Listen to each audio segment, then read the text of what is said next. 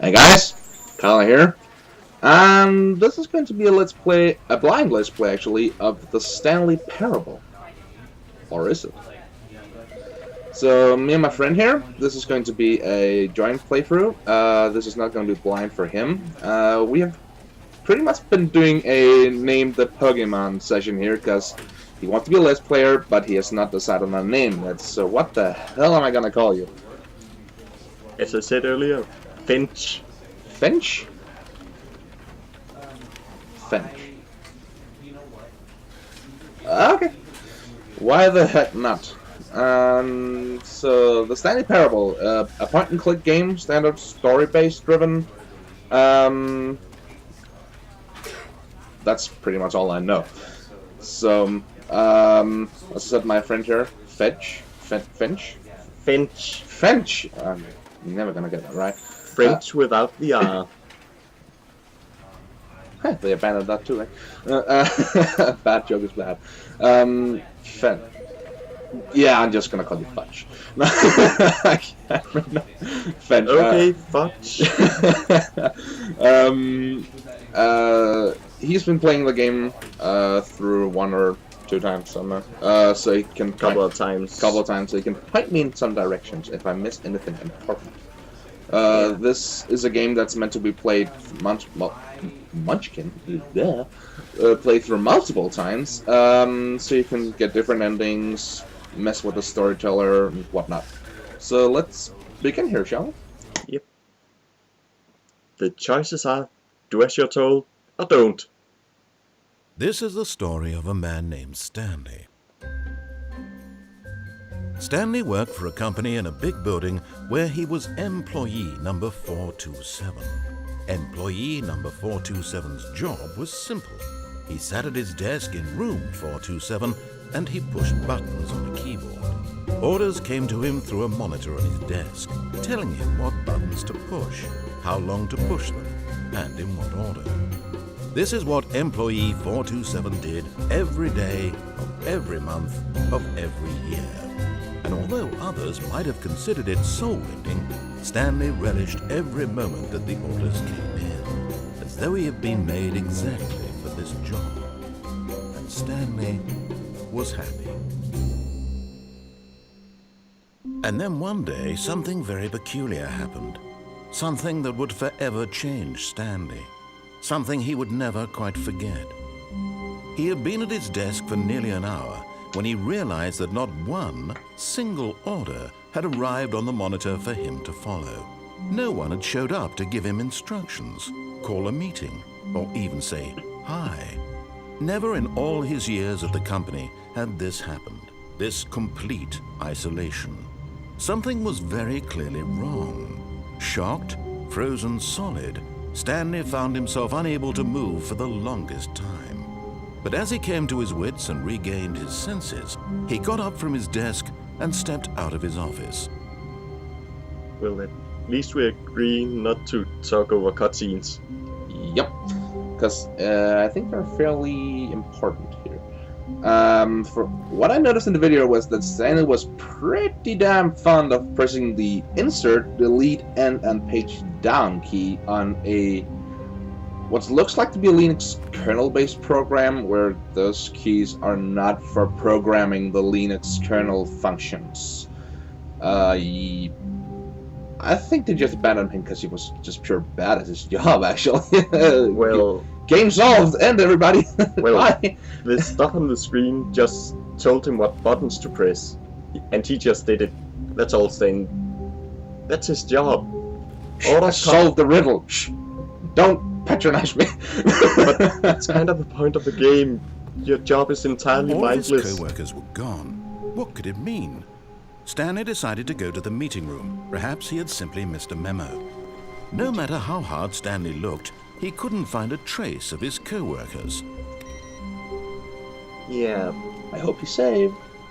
Oh my god. Douchebag move, just turning people's computers off. Which one? Yeah.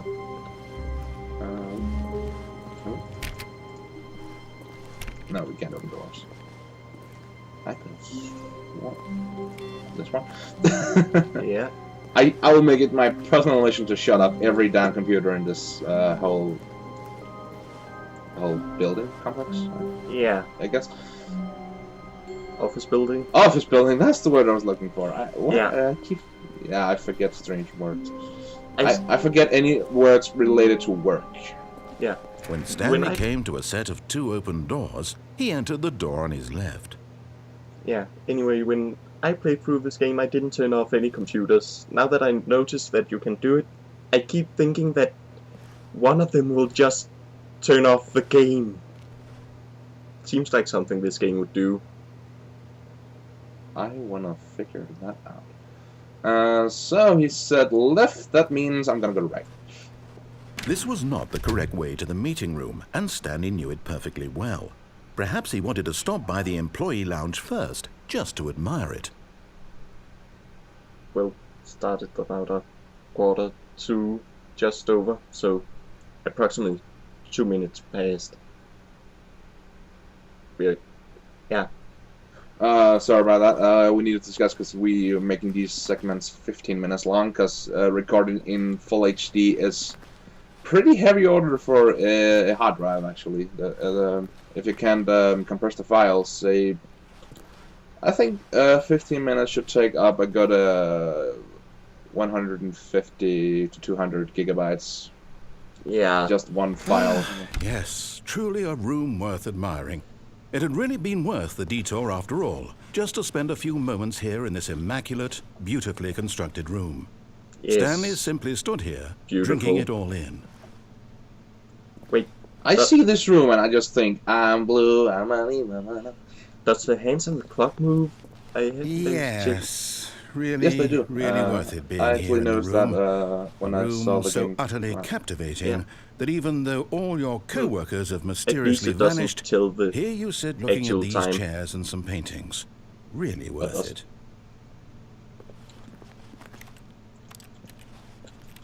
Seriously? No soda? I want a At soda. this point, Stanley's obsession with this room bordered on creepy and reflected poorly on his overall personality. It's possible that this is why everyone left. I wonder what happens if you stay here long enough. I want to see the next message. Stanley sat around waiting for more dialogue, but when a long time had passed and there was no more, he decided that the game was trying to send him a message. Or was it? Yeah, fourth wall. This game doesn't have it. I guess not. Or we're gonna have some pretty heavy repair duty of a fourth wall when we're done here. I guess no more dialogue as the game's out. Yeah. So it was breaking a fourth wall and the foreshadowing for the next 5 seconds. Yep, nothing's gonna happen.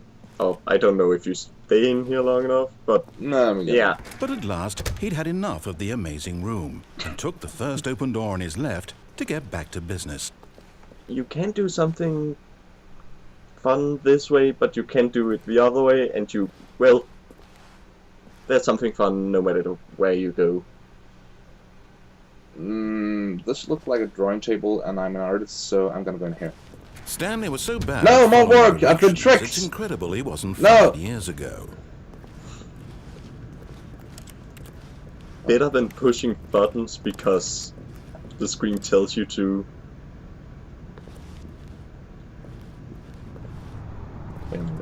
A4 sheets of paper.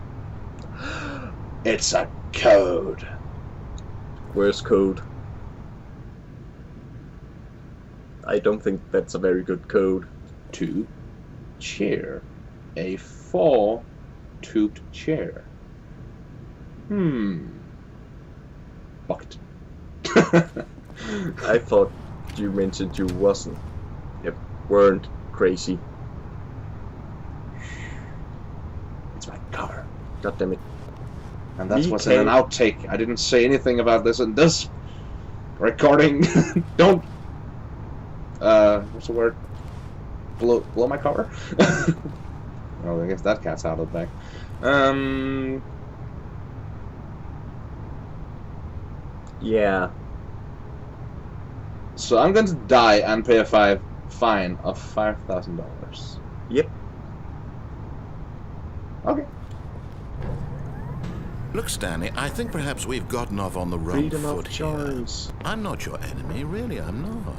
I realize that investing your trust in someone else can be difficult, but the fact is that the story has been about nothing but you all this time. There's someone you've been neglecting, Stanley. Someone you've forgotten about. Please, stop trying to make every decision by yourself. Now, I'm not asking Yes. for me. The story I'm has asking been for about her. Stanley all these couple of minutes. This is it, Stanley. Your chance to redeem yourself. To put your work aside. Still a To couple of let minutes. her back into your life. She's been waiting. She? Yes, he said she's been waiting. The one thing I've learned is you should never trust a British person alone from his voice, because everything they say sounds like fucking Shakespeare. And if you haven't noticed, yes, this will be a channel where swear words will be allowed, because freedom of speech, baby. Yep. I swear, if you trick me into playing one of these horror games, I will kill you right after I resurrect from my heart attack. It isn't horror. That's her, Stanley. You need to be the one to do this. To reach out to her. If you can truly place your faith in another, then pick up the phone. You actually did as he said. I don't trust, I couldn't believe. Oh, Stanley, is that you? Hold on, sweetie. Sorry to keep you waiting. I'm just pulling the bread out of the oven. Oh, So apartment 427, Okay, and I there work we in go. cubicle All 427. right, now, I You're want It's you not to a go ahead cubicle. and tell me all about your 427. Gotcha. Oh, come on. Did you actually think you had a loving wife who'd want to commit their life to you? I'm trying to make a point here, Stanley. I'm trying to get you to see something. Come inside. Let me show you what's really going on here. I see something. I saw boobs. A mannequin. Yeah. I don't care. I don't know why, but that actually... This is a very sad story about the death of a man named Stanley. Stanley is quite a boring fellow. He has a job that demands nothing of him, and every button that he pushes is a reminder of the But who says just inconsequential because nature she's a of his mannequin existence. means that she's not loving? Gee. When that door opened, she scared absolutely the crap out of me. Hey, Look at him there, pushing buttons, doing exactly what he's told to do. Now he's pushing a button. Now he's eating lunch. Now he's going home. Now he's coming back to work. One might even feel sorry for him, except that he's chosen this life. But in his mind, in his mind he can go on fantastic adventures. From behind his desk, Stanley dreamed of wild expeditions into the unknown, fantastic discoveries of new lands. It was wonderful, and each day that he returned to work was a reminder that none of it would ever happen to him. I am going on an adventure to watch TV. And so he began to fantasize about his own job. Oh, First, he time. imagined that one day now you while at work, noticed. he stepped up from his Oh, desk wait. to realize that all of his co-workers, his boss, everyone in the building had suddenly vanished off the face of the earth. The thought excited him terribly. this is going to turn into my office, isn't it? So he went further. He imagined that he came to two open doors and that he could go through either. At last, choice. That wasn't there before. It barely even mattered what lay Nope. behind each door. The mere thought that his decisions would mean something was almost too wonderful to behold. As he wandered through this fantasy world, he began to fill it with many possible paths and destinations. Down one path lay an enormous round room with monitors and mind controls. And down another was a yellow line that weaved in many directions. And down another was a game with a baby. And he called it the Stanley Parable. See, this is life. When you turn your back, work appears and assaults you and ruin your day and your life. It was such a wonderful fantasy, and so in his head he relived it again, and then again, and again, over and over, wishing beyond hope that it would never end, that he might always feel this free. Surely there's an answer down some new path, mustn't there be? Perhaps if he played just one more time. But there is no answer. How could there possibly be? In reality, all he's doing is pushing the same buttons he always has. Nothing has changed. The longer he spends here, the more invested he gets, the more he forgets which life is the real one. And I'm trying to tell him this, that in this world he can never be anything but an observer, that as long as he remains here, he's slowly killing himself. So to sleep, he won't listen makes to coffee me. appear. He won't stop. Here, watch this. Stanley, the next time the screen asks you to push a button, do not do it.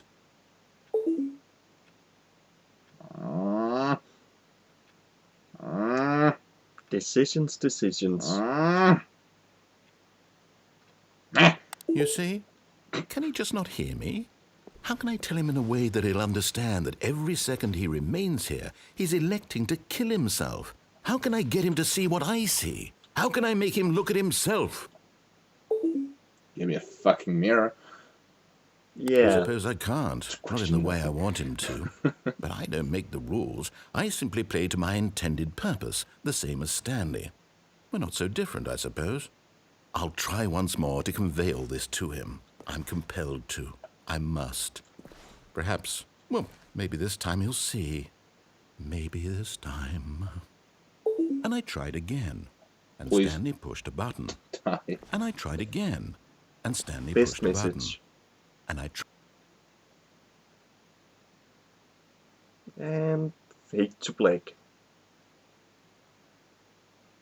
And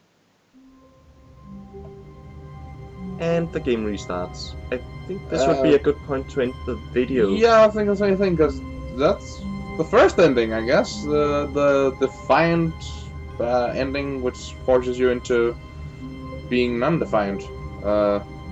Yep. So all my small victories over the bridges person was taken away from me, and I feel sad now, and I want to cry. So, yeah.